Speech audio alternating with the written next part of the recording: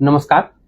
आगामी 29 तारीख को वर्ल्ड हार्ट डे मनाया जाएगा। विश्व हृदय दिवस पर चहुओर हृदय के बारे में यानी आपके दिल के बारे में चिंताएं की जाती हैं, उसे रोगों से बचाने के उपायों पर चर्चा की जाती है। डॉक्टर हों या सामाजिक विश्लेषक या मीडिया, हर क्षेत्र में हृदय रोग से बचने के उपायों और परहेज के बारे में या उन रोगों से किस तरह दूर रहा जाए, यदि वो रोग से आप ग्रस्त हो जाते हैं तो फिर ऐसे क्या उपाय किए जाएं जिससे कि वो आप रोग मुक्त हो सकते हैं। इन विषयों पर गहन चर्चा होती है, मंथन होती है। विश्व हृदय दिवस को लेकर ही हम आज बात करने जा रहे हैं धनबाद के ख्याति प्राप्त कार्डियोलॉजिस्ट डॉक्टर सूरज चवन से। डॉक्टर साहब ने अपने व्यस्तम समय में से कुछ समय हमसे बातचीत करने के लिए निकाला है, तो आइए सीधे जुड़ते हैं डॉक्टर सूरज चवन सर से और जानते हैं कि विश्व हृदय दिवस पर जिनका theme don't miss a beat रखा गया है, इस विषय वस्तु पर धनबाद, खासकर कोयलांचल जो देश की कुल राजधानी कही जाती है, वहाँ के बाशिंदों के लिए, वहाँ के हार्ट पेशेंट के लिए या संभावित जो खतरे होते हैं दिल के बीमारियों से संबंधित, उस विषय पर चर्चा करेंगे और जानेंगे किस तरह उस रोकथाम हो सकती है और साथ ही साथ उनसे बचने के उपायों के बारे में भी चर्चा होगी। सर, बहुत बहुत स्वागत है आपका। सर, हाल में ऐसी इस तरह की कई खबरें हम लोगों के बीच आई कि जैसे बॉलीवुड की कांटा गर्ल फेम जो थी शेफाली जरीवाला, उनकी मौत अचानक हो जाती है। कम उम्र थी, लगभग 42 साल एज था। कर्नाटका में एक हसन जिला है, वहां पर कई लोगों के कार्डियक अरेस्ट से डेथ होने की बात आती है। राजस्थान में एक बच्ची जो महज 9 साल की थी, उनके मरने की खबर आती है। कहा जाता है कि इसके पीछे कहीं ना कहीं दिल के दौरे का संकेत था। तो कई ऐसी घटनाएं देखने को मिल रही हैं कि लगातार लोग अचानक मौत का शिकार हो जाते हैं और उन्हें पता भी नहीं चलता है कि उनके अंदर दिल से संबंधित बीमारियां पनप रही थी और वो उसका इलाज सही समय पर नहीं करा पाते हैं और मौत के आगोश में चले जाते हैं।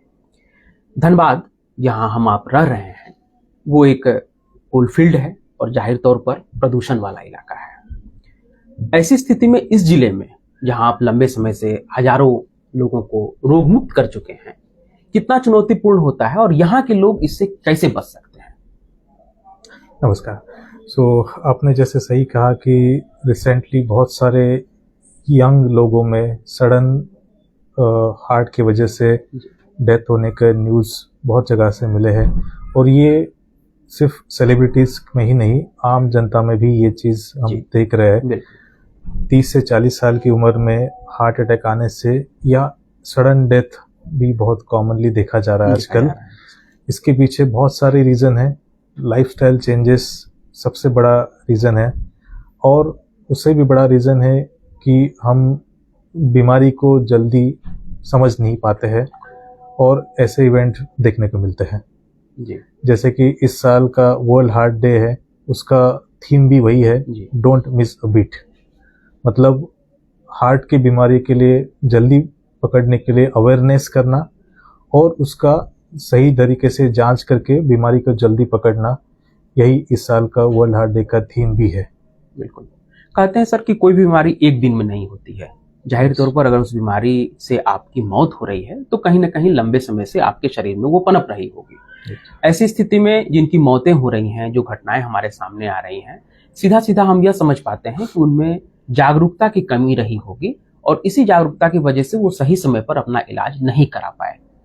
जागरूक करने के लिए और लोग इस रोग से होने वाली मौत से बचें, इसके लिए क्या करना चाहिए? राइट।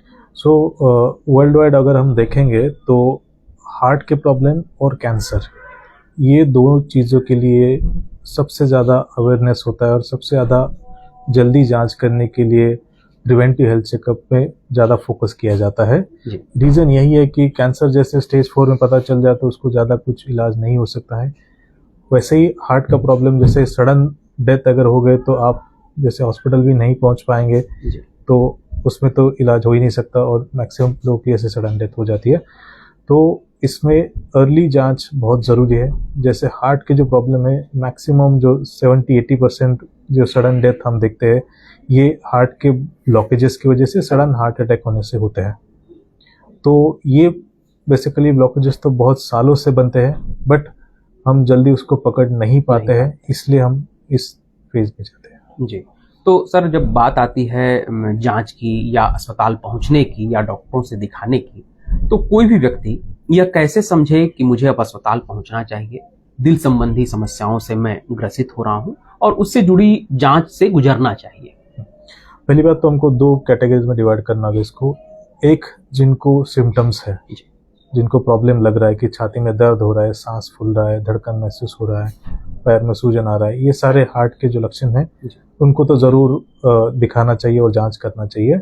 दूसरा है जिनको सिम्टम नहीं है और बट जिनको रिस्क फैक्टर है। रिस्क फैक्टर मतलब हार्ट के समस्या आने के लिए जो ट्रेडिशनल रिस्क फैक्टर है, डायबिटीज़ है, स्पेशली डायबिटीज़ 5 साल से अगर लंबा है, ब्लड प्रेशर है, फैमिली हिस्ट्री है, कोलेस्ट्रॉल है, उम्र आपकी 40 के ऊपर है, तो ये और मोटापा है, ये सारी जो चीज़ें हैं, अगर इसमें से कोई भी आपको रिस्क फैक्टर है तो आपको पहले इसकी जांच कर लेनी चाहिए, आपको सिम्टम नहीं है तो भी। बिल्कुल, जैसा कि आपने सर बताया कि इसको 2 कैटेगरी में विभाजित किया जा सकता है, जिन्हें सिम्टम्स हैं या जो एसिम्प्टोमेटिक हैं। खतरनाक एसिम्प्टोमेटिक वाले होते हैं, उन्हें जानकारी भी नहीं हो पाती है कि वो दिल के रोग का शिकार हो रहे हैं और वो समस्या आ जाती है। जो आपने बताए जो संकेत हैं, जैसे कि परिवार में जो अगर कहीं हार्ट की बीमारी रही होगी या मोटापा, डायबिटीज वगैरह है, तो वो जब डॉक्टर से मिलें तो उनको किन जांच से गुजरना होगा? ओके, सो हार्ट के बीमारी को पकड़ने के लिए सबसे बेसिक जो टेस्ट रहते हैं, एक है ईसीजी, दूसरा है इको। सो ईसीजी में हम हार्ट की इलेक्ट्रिकल एक्टिविटी देख रहे हैं और इको में हार्ट का पंपिंग, मैकेनिकल फंक्शन, वॉल्व्स, ये सब सारी चीज़ें देखी जा रही है। बिल्कुल।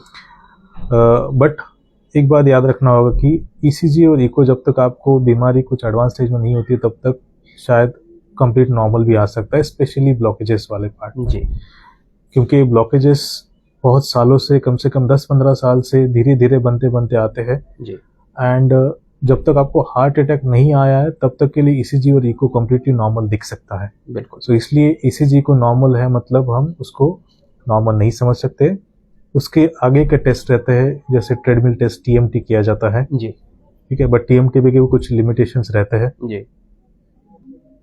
तो सर जैसे आम जनता के बीच में ईसीजी, इको या टीएमटी जैसे टेस्ट हैं, वो थोड़ा प्रचलित हैं, लोगों को जानकारी में हैं, जो थोड़ा सजग नागरिक हैं।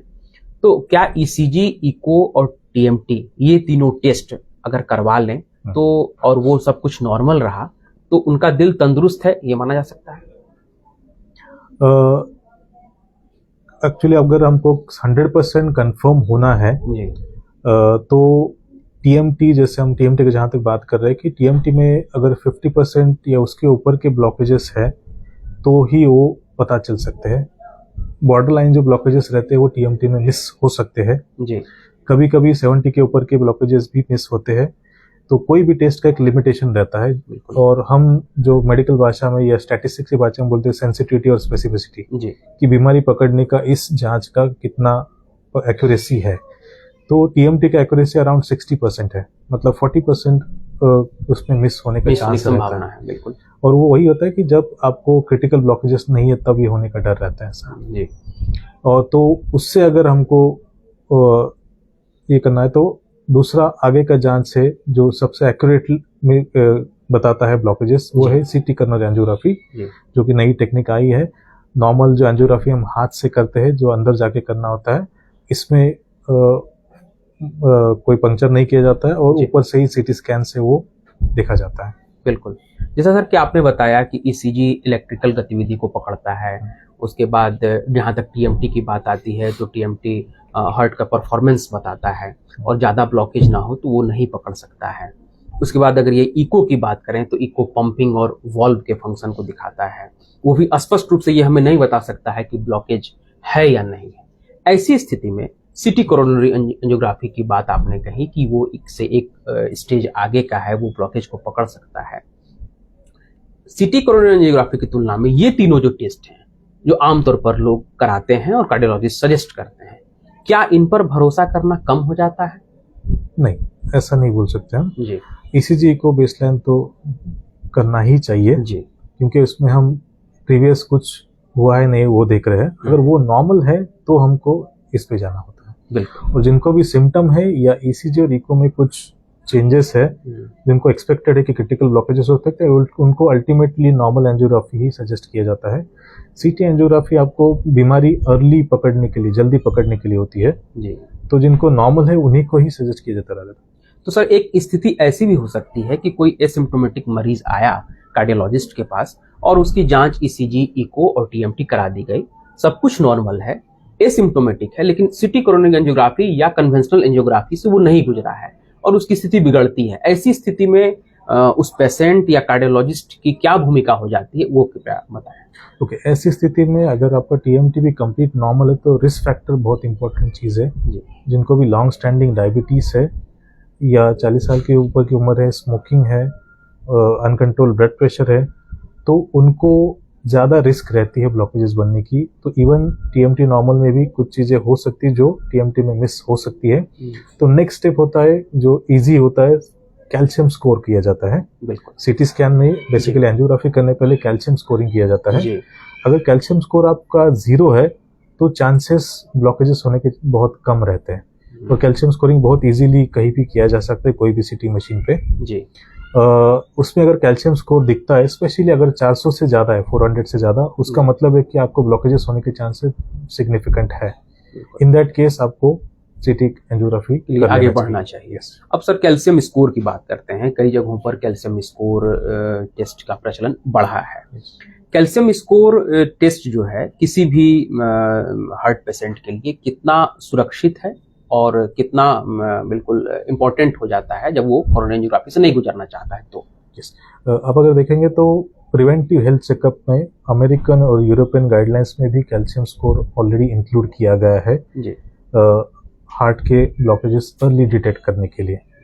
और ये इंडिया के भी अभी मैक्सिमम जगह पे जहाँ भी preventive health checkup, full body checkup होते हैं, उसमें कैल्शियम स्कोर आजकल इंक्लूड किया जाता है जी, ताकि हम जल्दी पकड़ पाए।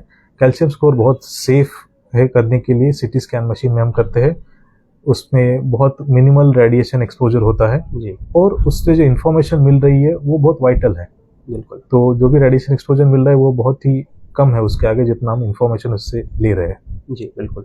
कैल्शियम स्कोर किसी का चेक करने के बाद वो कब स्थिति आती है जब आप उसे सिटी कोरोनरी एंजियोग्राफी की सलाह देते हैं? जिनको भी रिस्क फैक्टर है जो हम बताए, diabetes, smoking, blood pressure, family history, cholesterol and calcium score जिनको सिग्निफिकेंट है। आइडियली 100 के ऊपर अगर कैल्शियम स्कोर है तो डेफिनेटली उनको सिटी एंजियो के लिए हम प्रोसीड करने को बोलते हैं। तो सर जहाँ तक बात कोरोनरी एंजियोग्राफी की है तो कन्वेंशनल एंजियोग्राफी लंबे समय से हो रहा है और उसके मार्फत कई लोगों के खतरों को पहचाना गया है, हार्ट दिल के दौरे के खतरों को या उनकी समस्या को जाना गया है। ऐसी स्थिति में जब मरीज के पास ये दो ऑप्शन आ जाता है कि कन्वेंशनल एंजियोग्राफी या सिटी एंजियोग्राफी, तो इन दोनों एंजियोग्राफी के बीच क्या ऐसी सुविधा है या क्या इसमें ये प्लस पॉइंट है जिसको कहा जाए सिटी कोरोनरी एंजियोग्राफी में कि मरीज को उसके लिए आगे बढ़ना चाहिए, कन्वेंशनल की बाद में सोचनी चाहिए? ओके, सो इसमें एक थिन लाइन डिवाइड करना बहुत जरूरी है कि कन्वेंशनल कब करेंगे और सिटी एंजियोग्राफी कब करेंगे हम जी। तो सिटी एंजियोग्राफी प्रिवेंटिव के लिए है कि बीमारी अर्ली पता करने के लिए, जिनमें हम मेडिकल भाषा में लो या मॉडरेट रिस्क जिनको बोलते हैं ब्लॉकेजेस होने का चांस है जी। जिनको हाई रिस्क या क्रिटिकल ब्लॉकेजेस होने का चांस है वो हम पहले ही हिस्ट्री वाइज हम समझते हैं जी। और उनको कन्वेंशनल एंजियोग्राफी किया जाता है, या जिनको ऑलरेडी हार्ट अटैक आया हुआ है उनको कन्वेंशनल एंजियोग्राफी किया जाता है। एंड सिटी एंजियोग्राफी जैसे हम बताया कि जिनको सिम्टम नहीं है या माइल्ड सिम्टम है और रिस्क फैक्टर है उन्होंने सिटी एंजियोग्राफी करना चाहिए। बिल्कुल।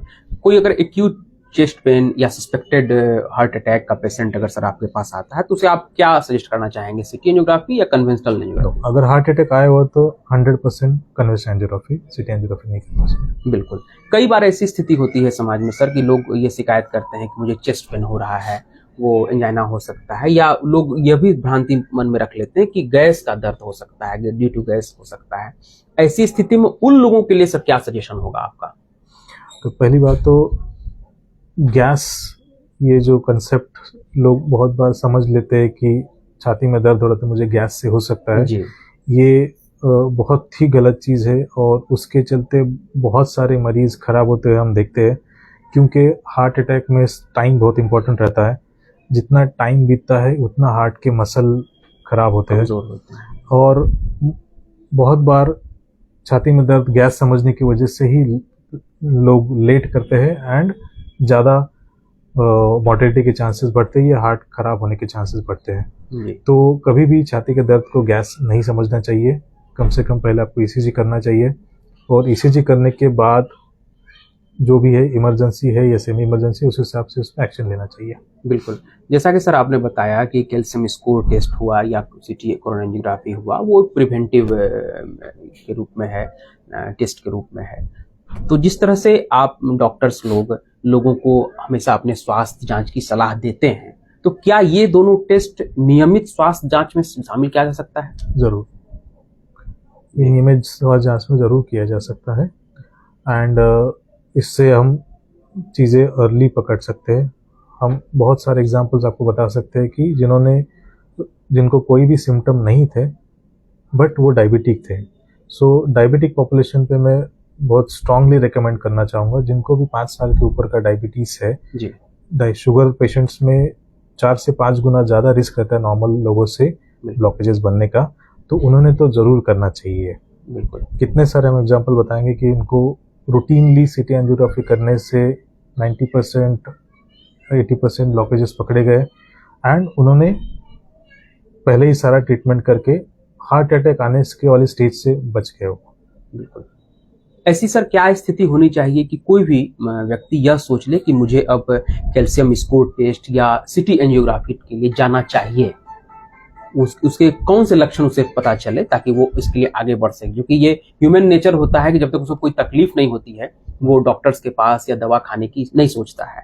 तो ऐसे कौन से लक्षण हो जो सामान्य रूप से जनरली आप उन्हें इंस्ट्रक्शन के रूप में देना चाहें ताकि वो इन दोनों टेस्ट के लिए आगे आ सकते हैं, ताकि वो अपने जीवन को सुरक्षित बना सकें? सबसे कॉमन 2 ही लक्षण है, छाती में दर्द होना या सांस फूलना, जी, जो कि ब्लॉकेजेस के लिए लक्षण होते ही है एंड उन जिनको ये लक्षण है और बाकी रिस्क फैक्टर है, उन्होंने ये जांच जरूर करना चाहिए। तो क्या सर हर छाती का दर्द हृदय रोग का ही संकेत देता है? नहीं, हमेशा नहीं। इसीलिए पहले ईसीजी रीको करना है और रिस्क फैक्टर एनालिसिस करके उनको कितना रिस्क है, कितना चांसेस है बीमारी होने का, वो एनालाइज किया जाता है और उसके बाद टेस्ट किया जाता है। तो एज ए अवेयरनेस सर, क्या ये सर आपकी तरफ से ये अपील हो सकती है कि किसी भी कार्डियोलॉजिस्ट के यहाँ अगर कोई रोगी जाते हैं और वो एसिम्प्टोमेटिक हैं, ईसीजी, इको और टीएमटी करके उन्हें छोड़ दिया जाता है, तो क्या उन्हें अपने कार्डियोलॉजिस्ट को इसके लिए रिक्वेस्ट करना चाहिए कि वो कैल्शियम स्कोर या सिटी एंजियोग्राफी के लिए भी आगे बढ़ें? जरूर, कैल्शियम स्कोर तो जरूर करना चाहिए और जिनको भी अफोर्ड कर सकते हो सिटी एंजियोग्राफी किए तो ज़्यादा बेहतर है। बिल्कुल सर, क्योंकि इवन सिटी एंजियोग्राफी नॉर्मल भी है तो वो भी एक इम्पोर्टेंट चीज़ है कि सिटी एंजियोग्राफी कंप्लीट नॉर्मल होता है, जिनका कैल्शियम स्कोर 0 रहता है उनको अगले 5 साल में हार्ट अटैक आने का चांस ओनली 0.5% रहता है। बिल्कुल, मतलब उतना प्रोग्रेशन या उतना फ्यूचर का तो प्रेडिक्शन जरूर हो सकता है उसमें। बिल्कुल।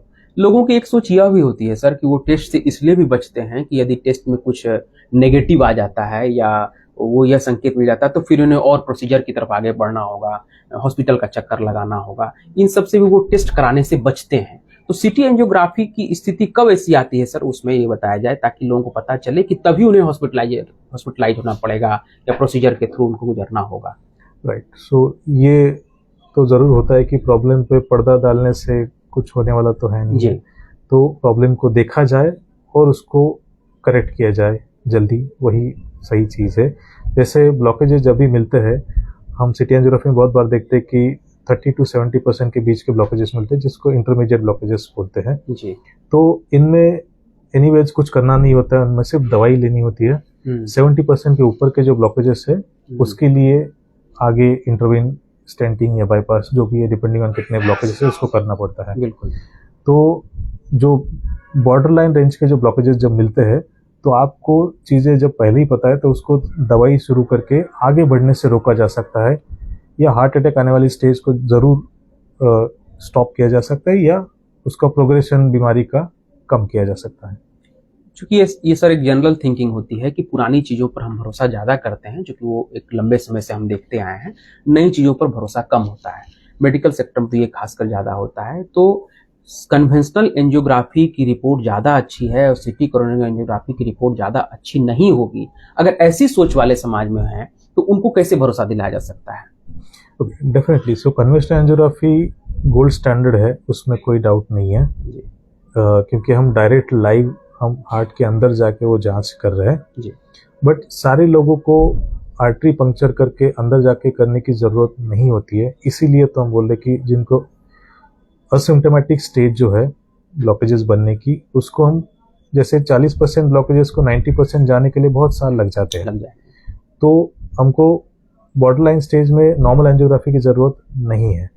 उसको जानने के लिए सिटी एंजियोग्राफी का एक्यूरेसी बहुत अच्छा है। आजकल के जो सिटी एडवांस सिटी मशीन्स है उसमें इमेज क्वालिटी भी बहुत अच्छा है, तो उससे परफेक्टली जाना जा सकता है कि कितने परसेंटेज ब्लॉकेजेस है, उसको आगे क्या करना है। यानी सर ऐसा नहीं है कि कन्वेंशनल की तुलना में सिटी एंजियोग्राफी की रिपोर्ट कम महत्व का है या उसे भरोसा नहीं किया जा सकता है?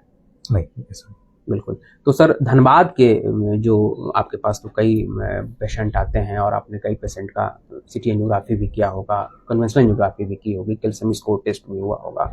धनबाद में अधिकांशतः पेशेंट किस लेवल के आपको सर मिलते हैं? या तो वो एक्यूट समस्या लेकर के आते हैं या वो बीच में उनकी स्थिति यस। रहती है? सो इस एरिया में तो लोग मैक्सिमम प्रॉब्लम आने के बाद ही आना चाहते हैं। जी बहुत सारे लोग प्रॉब्लम आने के बाद भी बहुत लेट आते हैं, सेम हम जो गैस का जो बात कर रहे जी हैं उसके चलते। जी अर्ली डिटेक्शन के लिए अभी अवेयरनेस धीरे धीरे समाज में बहुत बढ़ रहा है, जैसे सोशल मीडिया हो, न्यूज़ हो, जिसमें ये सारे न्यूज़ हम देखते हैं, जी उसके चलते मेट्रो सिटीज़ में आजकल ये बहुत ट्रेंड आया है सिटी एंजियोग्राफी प्रिवेंटिव जिसके लिए करने का। वो ट्रेंड धीरे धीरे टायर 2 टायर 3 सिटीज़ में भी आ रहा है जी कि लोग प्रोएक्टिवली अवेयर होके बिल्कुल। ये सारी जांच कर रहे हैं। जी। तो धनबाद के लोगों के लिए क्या मैसेज रहेगा सर वर्ल्ड हार्ट डे को देखते हुए कि उन्हें किस तरह से अपने हृदय का बचाव करना चाहिए? हृदय का बचाव के लिए पहले तो आप एक्सरसाइज कीजिए, दिन में डेली आधा घंटा कम से कम एक्सरसाइज कीजिए, हेल्दी खाना खाइए, एंड मोस्ट इम्पॉर्टेंट जांच करने से ही आपको चीज़ें जल्दी पता चल सकती है। अर्ली डिटेक्शन सबसे इम्पोर्टेंट है आपको बीमारी से बचने के लिए। सडन सरप्राइज जब आते हैं उससे हम बहुत बार बच नहीं सकते हैं, जैसे कि सारे हम एग्जांपल्स देख रहे हैं सेलिब्रिटीज़ के। जी तो बेहतर है कि पहले ही जांच कर ले और ये सारी चीज़ों से बचा जाए। बिल्कुल, बहुत बहुत शुक्रिया सर। देखा आपने कि किस तरह डॉक्टर सूरज चवन सर ने हृदय रोग के विषय में विस्तार से बताया, खासकर उन्होंने जो नई तकनीक है सिटी कोरोनरी एंजियोग्राफी पर भी विशेष रूप से प्रकाश डाला। उन्होंने स्पष्ट रूप से कहा यदि परिवार में इस तरह के हृदय रोग से ग्रसित लोग हों या आप डायबिटीज के पेशेंट हों, 5 साल से अधिक ऊपर डायबिटीज हो, अनियमित दिनचर्या हो, आपकी खान पान अच्छी नहीं हो, तो ऐसी स्थिति में आपको जांच जरूर कराना चाहिए। उन्होंने ईसीजी की बात की, इको की बात की, टीएमटी की बात की, इसके साथ साथ उन्होंने कैल्शियम स्कोर टेस्ट और सिटी कोरोनरी एंजियोग्राफी की भी बात की। सिटी कोरोनरी एंजियोग्राफी मूलतः एक नई तकनीक है जो आपको बिना हॉस्पिटलाइज किए हुए आपके हृदय की जांच करती है और ब्लॉकेज का पता लगाती है। कहने का अर्थ है सर ने यही कहा कि आपको अपने हृदय की चिंता अवश्य करनी चाहिए, खासकर एसिम्प्टोमेटिक जो हैं पेशेंट हैं उन्हें तो विशेष रूप से, क्योंकि अगर आप अपने दिल की चिंता नहीं करेंगे तो फिर कौन करेगा। बड़े बुजुर्ग अभी कह गए हैं कि रोग और कर्ज और दुश्मन को बढ़ने से पहले रोक देना चाहिए। देखते रहिए, तब तक के लिए नमस्कार।